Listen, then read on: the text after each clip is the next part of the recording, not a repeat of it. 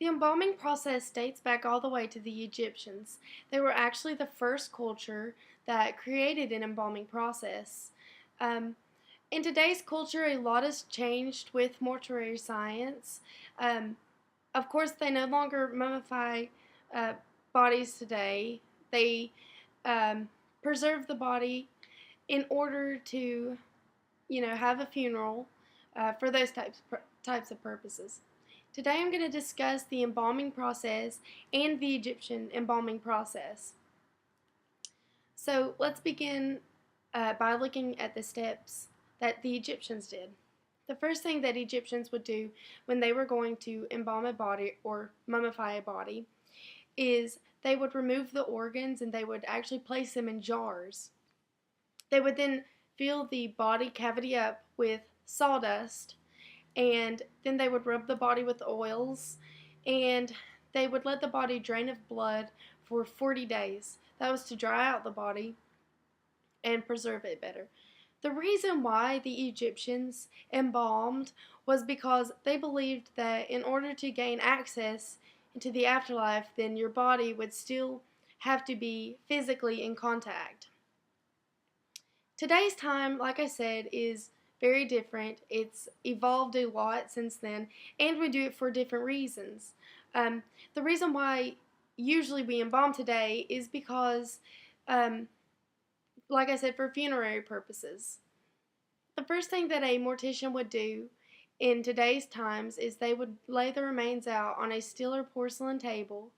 They would then remove the clothes by usually cutting them off, and then they would flex the arms and the legs so something called rigor mortis doesn't set in. That's just the stiffening of muscle tissue. The next thing is the removal of blood, and they remove the blood by first making an incision on the bottom right hand side of the neck. That is to expose the jugular vein and the carotid artery.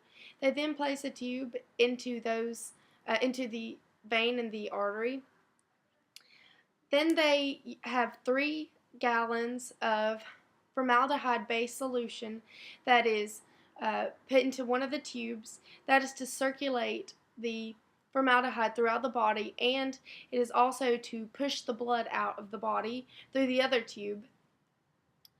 They use formaldehyde just because it preserves the body, and um, they can also add dye into the solution because such as a pink dye, and this will just add color to the skin and make it look more lively.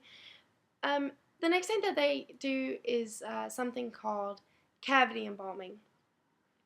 Cavity embalming is where they have to do something called aspirate cavities.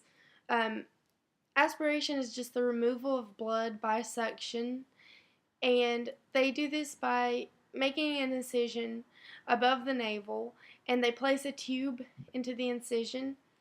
This then um, removes the bodily fluid by suction.